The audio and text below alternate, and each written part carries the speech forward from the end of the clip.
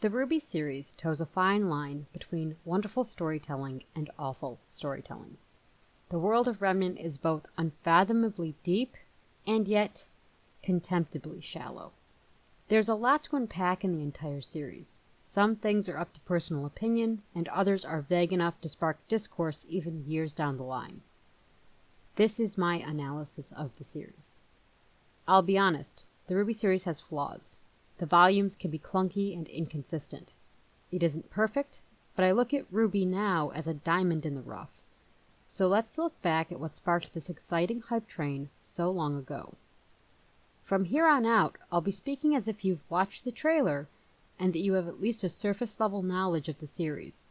If you don't have those two things under your belt, you really should go and at least watch the trailers and Volume 1 before you come back to watch this video. You can watch it on the Rooster Teeth website. At the time of this video, RWBY Volume 8 is in full swing. Volume 9 has been announced. However, I'm going to be starting where it all began, the RWBY Red trailer. Let me make one thing absolutely clear. The RWBY Red trailer does strictly what it sets out to do. It introduces us to Ruby Rose, a young huntress in training. In that regard, it stands out with flying colors. With that said, let's dive deeper. There are subtle hints to plot elements that were carefully woven into all of the trailers. Each one piggybacks off the others in some way, shape, or form. This is a moment of great storytelling, showcased perfectly thanks to RWBY's introductory song. This is my highest praise for the trailer. Red Like Roses is a lyrical masterpiece. It complements everything about RWBY, from her disposition to her attire.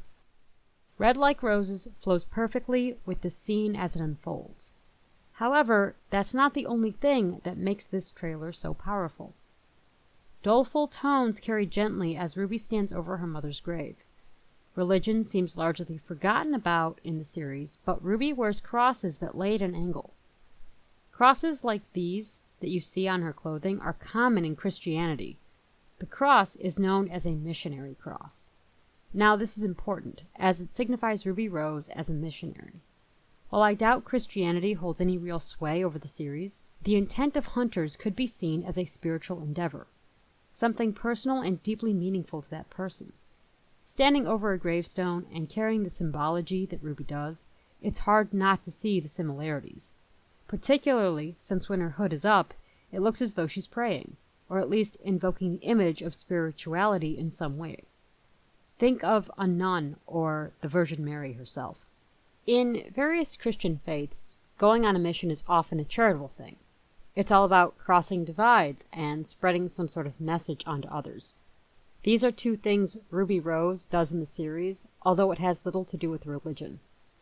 RWBY stands by her personal beliefs. She exhibits the desire to share them with the world. She wants the world to be a better place and voices that several times throughout the series.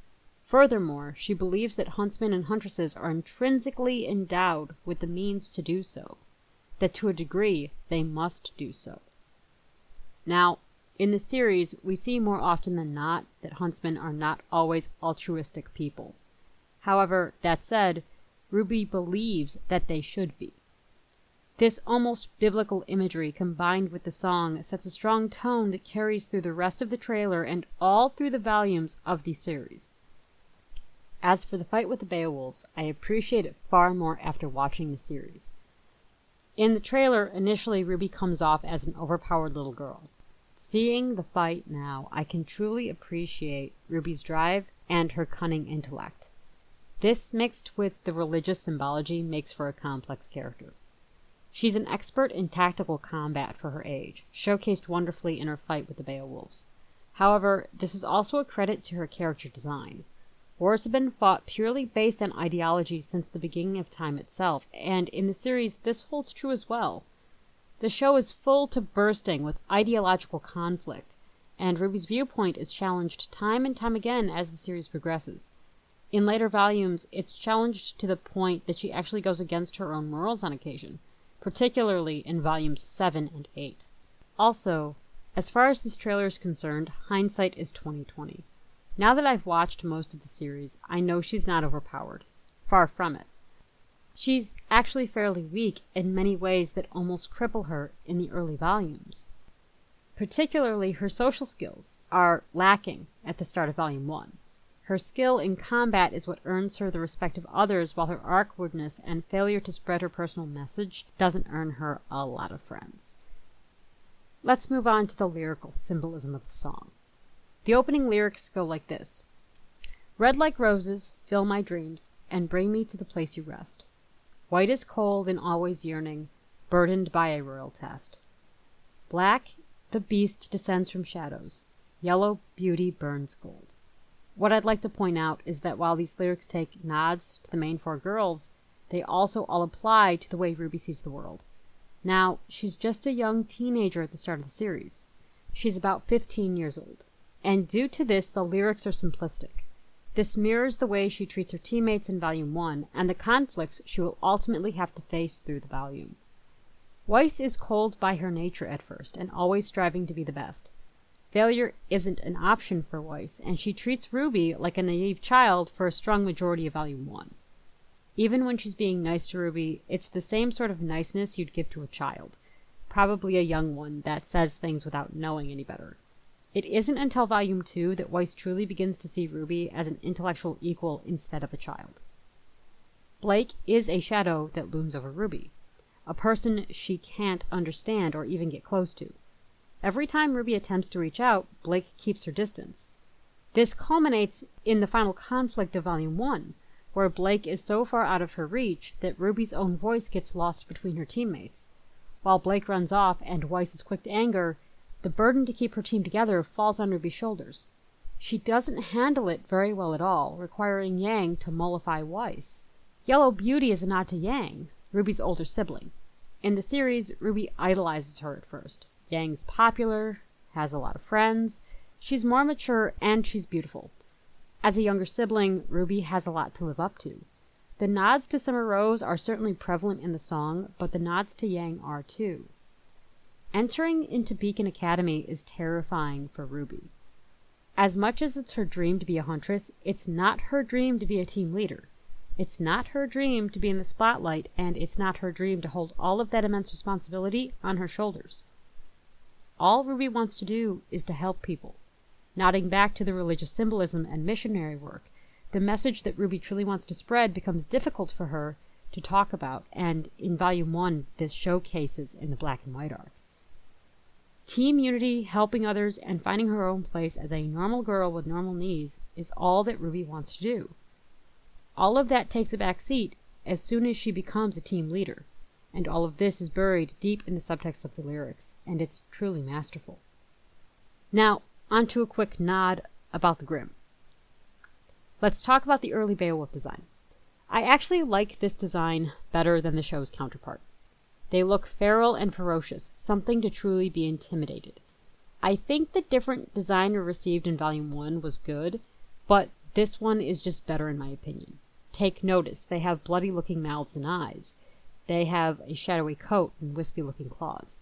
It seems as though they are truly creatures spawned by the depths of hell itself. With Grimm looking like this, it fits the lyrics better in my opinion. The implication is that her dream is to become a huntress.